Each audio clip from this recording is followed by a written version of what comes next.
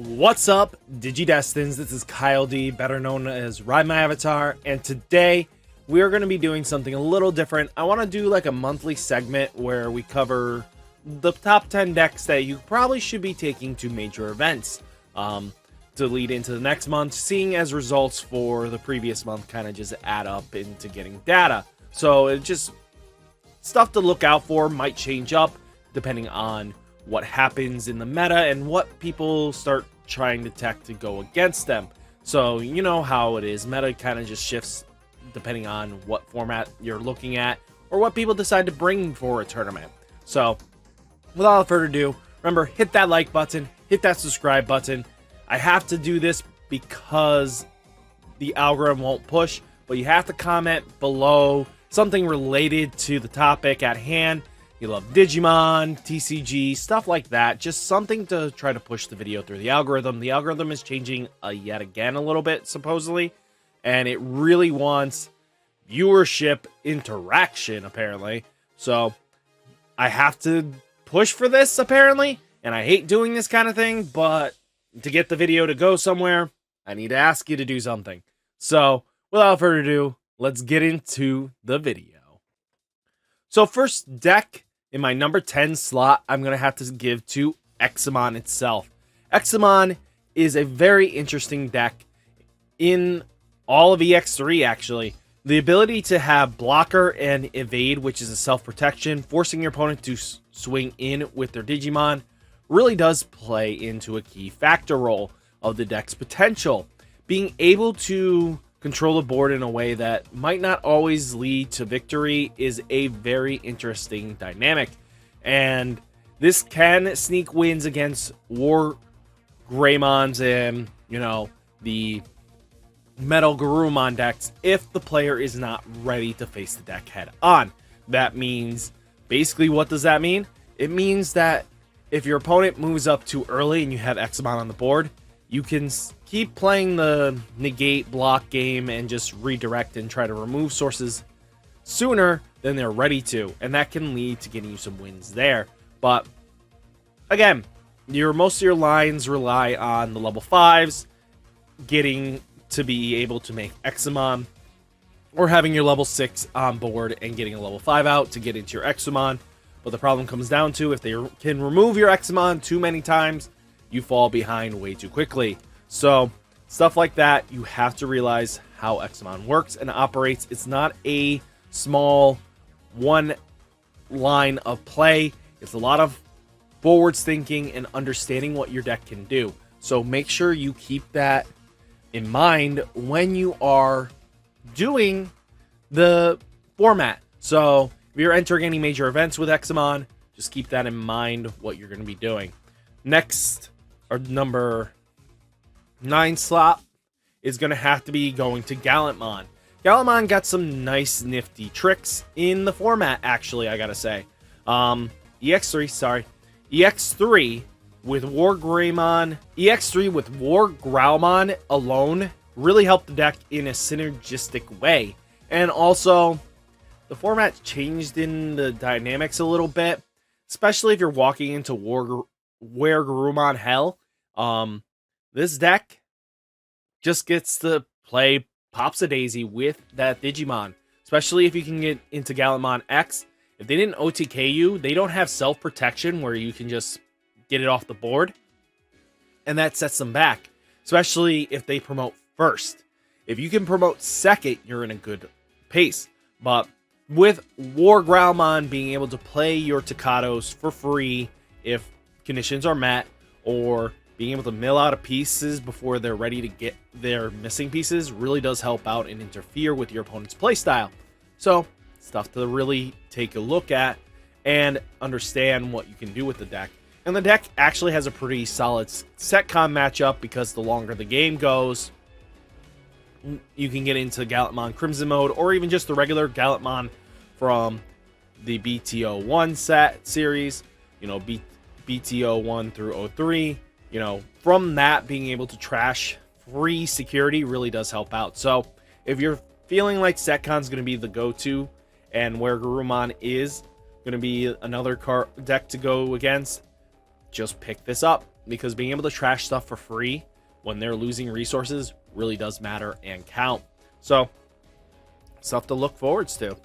Next, Armor Rush with Jesmon GX or Blue GX.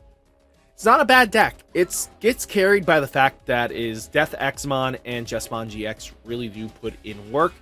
But with Magnamon X Antibody, Garurumon can't swing until they remove it. And that's huge because you'll just keep redirecting it to fight it. And they can't handle that back and forth exchange. Sometimes it is a sleeper sneak pick that can really pay off. And I think keeping it at our number 8 slot really is going to apply some pressure. And it's something just to think about and to know what you're doing against. So just keep that in the back of your mind when you are doing your combos and your plays. You just want to be ready for it. Next, Mastemon, I think, is a good number 7 pick. And the reason for this is Mastemon has really powerful control options in the form of Chaos Degradation and Flame Hell Scythe. And let's say you get Omnimon Zort's defeats going, you're pretty set and solid for that matchup. So your opponent isn't going to always be ready for it. Especially if they hit into Zort defeat while Maste's on board. Congratulations, you get a free pretty much kill something. Not a bad trade-off. And then Odenemon really can apply some pressure and work, and it can get you back so much health after you lose so much. I mean, isn't this all win-wins in this category? Just stuff to think about that way, and also being able to tech in Creepymon to help mill out in the grindy control matchups really can apply a lot of damage. And, you know, Gatomon being able to digivolve, you know, Angelwolmons and your Lady Devas for 1 cost really can apply some work. So it's a lot of deck engineering, but I feel like the deck has a lot of potential. If you're a control player, this might be a really solid pick for you. Next deck is going to be D-Brigade, and this is our number 6 slot. So for our number 6 slot, it is D-Brigade. So the reason for this is I'm also going to be quite honest with you. Do not play the stack version. If you know WarGreymon is like the go-to top end, you really want to go for the rookie rush style of play and then just load your options with kill options. Because as long as you can get an Ulti Flare, Iron Fist Onslaught, or Quaker Blaster Fire Father in your security, your opponent is screwed once they go in there. If they have options to deal with, that deck doesn't do well against options. It has potential. There is very much high options and high ceilings for this deck, but you can apply so much pressure by just being able to rookie rush your opponent down. So stuff like that really does matter. Being able to just push is really important, and you can go faster in most cases. The problem comes down with, why aren't we playing the EX stuff? The EX stuff is a, if you don't see the pieces kind of category, it's dead to you. There's no reason for you to be able to do that. I mean, do you want a brick? No. This deck is based around rookie rushing your opponent down and applying pressure. So that's what you kind of have to do. So our number 5 pick has got to go to none other than the Blue Flare deck. Blue Flare is a good sleeper pick in the number 5 pick. It is topping here and there. It really comes down to the pilot and what you can do with it. I mean, just having Soulrai in the format, being able to remove sources and from the top, by the way, which makes it so that ultimates are very important. That can lead to getting game wins just alone by hitting that insecurity. That means no more extra security checks from a WarGreymon, or even better yet, let's say MetalGarurumon, you know, WarGreymon X swings in. Now you're removing sources from it.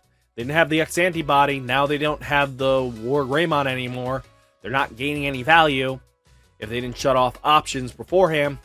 It's just a very powerful card in general. So being able to control the board and apply pressure this way might be the way you want to go. So I don't think sleeping on this deck is going to really hurt you, but I feel like it's a good midway. Like, the deck has so much potential, being able to stun your opponent without having to worry about too much on what your opponent has to have no sources, but instead now he just has to reach certain requirements.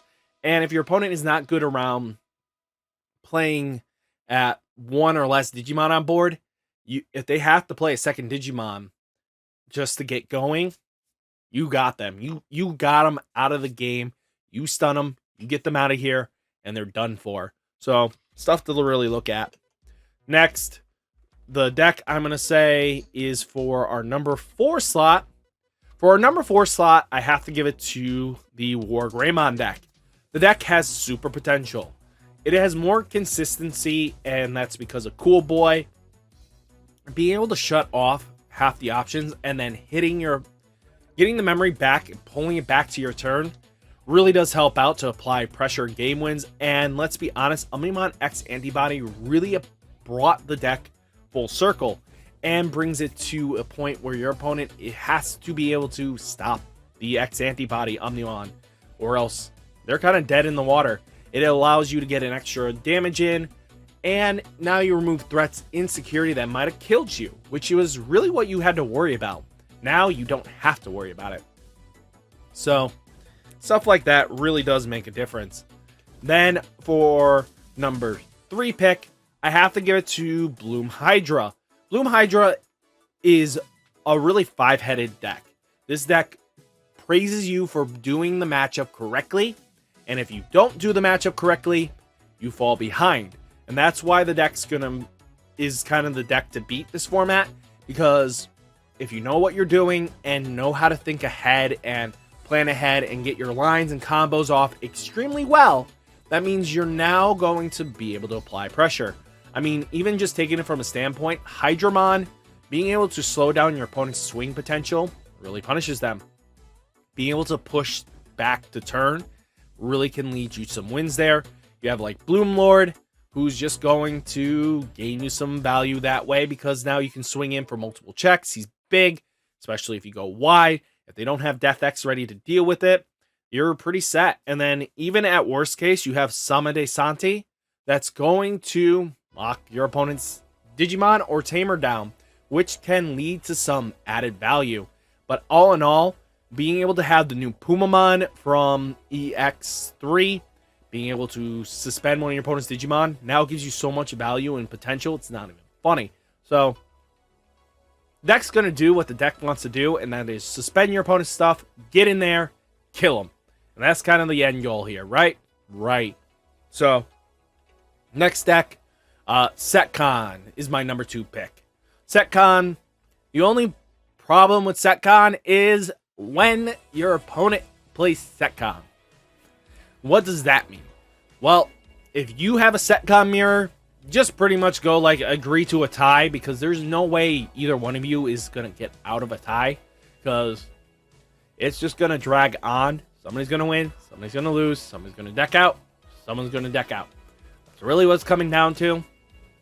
And it's just going to go overtime. So I don't fully recommend playing this in a tournament, just because 9 out of 10 times, if you face the mirror, you pretty much go to scoop phase and just go like, we tied. Because there's no point in playing out 3 games, because you go way too over in time, and most 9 out of 10s in online events, you will end up in tied. So, what's the point of it? But there's just so much potential with the deck. Just something to think about, and don't sleep on it. I mean, the deck's going to do what the deck's going to do. There's no reason for you not to be surprised by this powerhouse. So, being able to just punish your opponent if they swing into you, punish your opponent just because they can't kill you fast enough, you just keep them at bay. Venusmon slowing them down, everything like that really hurts, and your opponent is not ready for that. So, stuff like that's going to really make a difference. And it kind of really is the only thing that, if WarGreymon goes swinging into it, kind of auto loses, because 9 out of 10 times they're hitting a Chaos Degradation, Flame Hellside, Zwart Lazinger. something that's going to kill it. So that's just all you have to worry about. Or even in the case of Grande Soul, and just with the high recovery ceiling package to recover yourself back, really makes a difference. So stuff like that really can matter. And then finally, yes, the number one pick is gotta be the MetalGarurumon X deck. Why is that? Because the deck just wants to go turbo. The deck always kills you at 5. There's not many times in this format you have enough options in security that's going to matter. And if it's not a protected stack, you better pray you have a big enough Digimon in there. 9 out of 10 times, if it's not a big stack, your opponent's just going to clear it and just go like, I win. And it's a deck carried by good cards and not carried by the player. A bad player can still win with this deck. A good player will just over-exceed with the deck. So that's just one thing about this deck. And also with the Omnimon X Antibody, same thing with WarGreymon X. Gave it a powerhouse piece that it did not need in any capacity. Now just has an overall arching, get this off the board kind of status, and then just kill him kind of personality. So with that, you know, you're going to expect this. Your opponent's going to be able to OTK you from your ultimate. As long as consistency is there, the deck's just going to do what it wants to do. There's not much else you can say about the deck. As long as your opponent can just go get them, it's just that kind of tournament. And, you know, there's no really honorable mentions and stuff like that, but probably Mastemon would be another pick that I would have to say would be kind of viable for you to play as, but I don't think that's always going to be the case. So guys, hopefully you enjoyed my top 10 picks for December's meta. If you have any objections on it, let me know down in the comments. Tell me I'm an idiot. Tell me I'm stupid. But if you enjoyed all 10 of my picks, let me know down in the comments, and I'll hopefully catch you in the next one. Stay safe, stay healthy, and peace.